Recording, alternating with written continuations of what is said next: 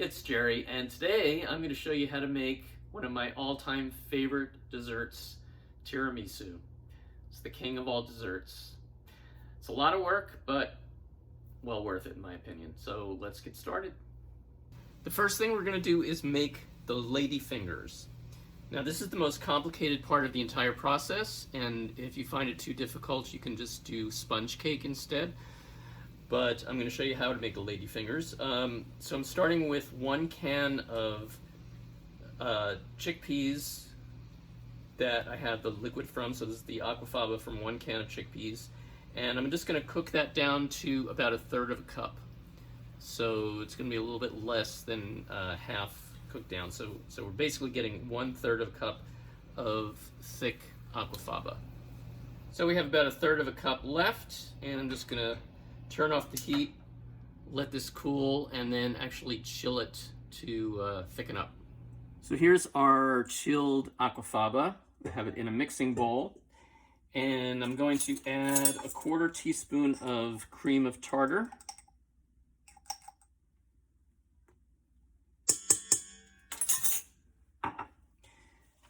And now I'm going to beat this with a hand mixer. Now the only reason I'm using a hand mixer at this point because I do have a stand mixer ready to go, but because it's such a small quantity, the whisk doesn't really reach to the bottom of the bowl, so it really won't beat it up. So I'm going to use a hand mixer to start it, and then I'm going to finish with the stand mixer.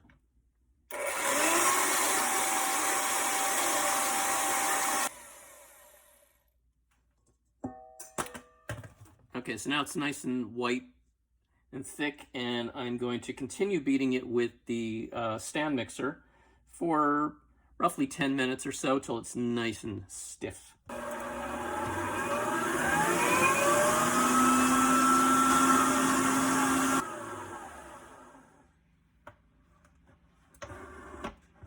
Okay, so I'm just going to set this aside for a minute. So now I'm going to take 4 teaspoons of psyllium husk,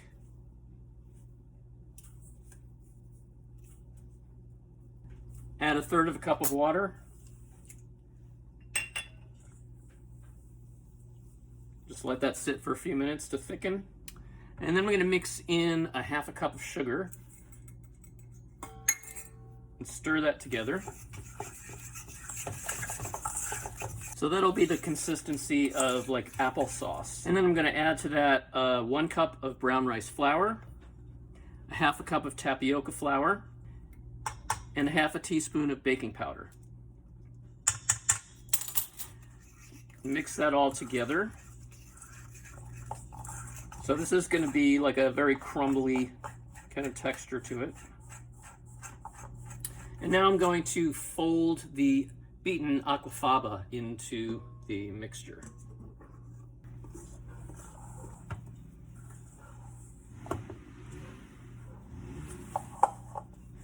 So you wind up with a very thick batter. So now I've put the batter into a piping bag with a 1/2-inch tip, and I have a baking sheet covered with parchment paper, and I have drawn lines on the reverse of the parchment paper that are spaced 3 inches apart. So I have a guide for 3-inch long Ladyfingers.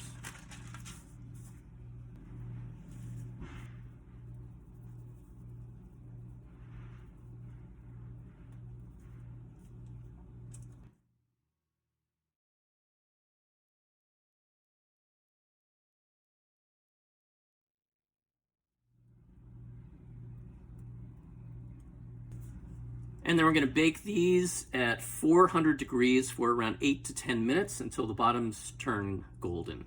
And here we have the baked Ladyfingers. You can see that they spread quite a bit. I should have spaced them a little bit more apart, but you can always just cut them with a knife, just to make sure they're separated. And we're just going to let these cool, and meantime we can go on to the next step. Next thing we're going to do is make the mascarpone. And to do that, I'm going to take 1 cup of cashews that have been soaked overnight and then drained and put them in a food processor. And then I'm going to add to that 1/2 cup of vegan milk, 2 teaspoons of nutritional yeast, the juice of 1/2 lemon, and just a pinch of salt. And then grind that until it's smooth.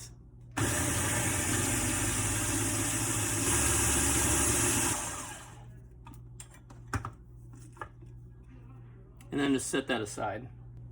Next, we're going to make the custard. And for that, I have 2 cans of coconut milk that have been chilled for a few days. I'm going to scoop off the cream from the top, put it in a saucepan.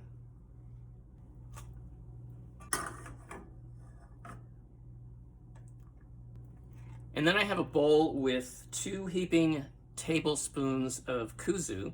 And I'm just going to add a little bit of the water left over from one of the coconut cans. Just enough to dissolve the kuzu. So you just want to mix that until the kuzu is all dissolved and there's no more lumps. And then I'm going to add a half a cup of sugar and 2 teaspoons of vanilla extract. And then heat this up and mix it together and essentially bring it to a boil. And once that boils up, we're just going to turn the heat down and whisk in the kuzu mixture.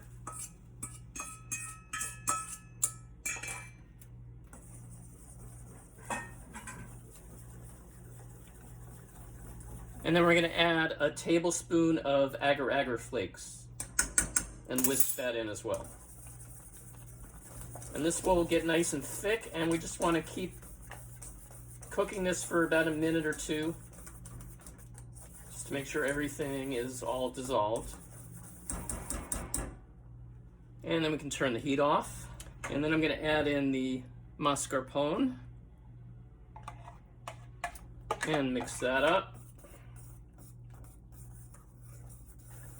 And then we're just going to let that cool until it thickens up and we get sort of a nice pudding consistency. It's a little watery right now, but it'll thicken up. And now we're ready to start assembling everything. So I've got a tray here, and I'm going to pour in 1 cup of very strong coffee.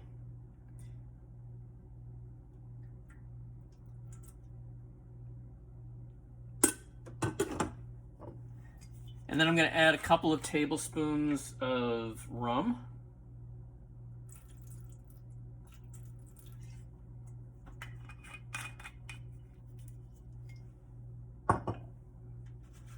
Just mix that together a little bit. So we're going to use this to soak the ladyfingers. We just want to soak 1 layer of ladyfingers at a time because we're going to have 2 layers. So we want to first of all pick out the ladyfingers and arrange them in the bottom of an 8 by 8 inch pan to make sure that they fit properly.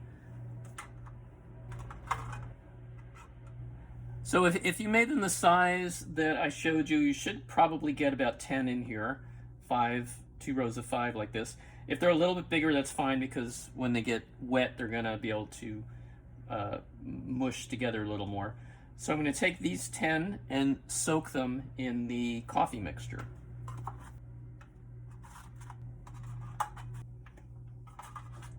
So we want to let them soak until they get just slightly mushy, not too mushy. You don't want them to fall apart. You might want to turn them over in it just to make sure they're all coated. And then when they're soaked enough, then you just arrange them in the bottom of the pan. And now we're going to take half of the custard mixture and spoon it on top of the ladyfingers.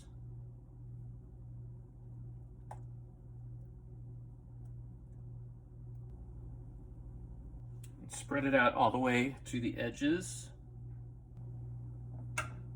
And just shake the pan a little bit so that it evens itself out. And now we're going to repeat the process with the other half of the ladyfingers.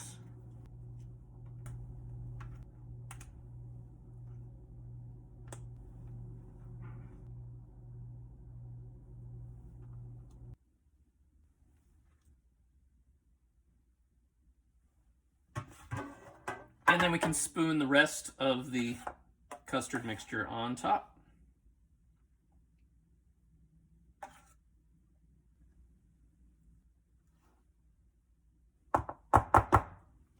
And the last thing we're going to do is top the tiramisu with, in this case I'm using carob powder, but you could use cocoa powder if you wanted chocolate.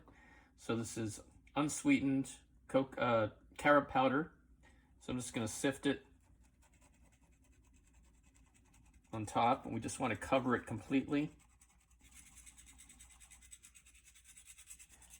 And then we just want to put this in the fridge and leave it in the fridge for a few hours just for it to set and firm up, or even overnight would be great. And then it's ready to eat. Thanks everybody for watching, and tune in next time for some more great recipes. I will see you then.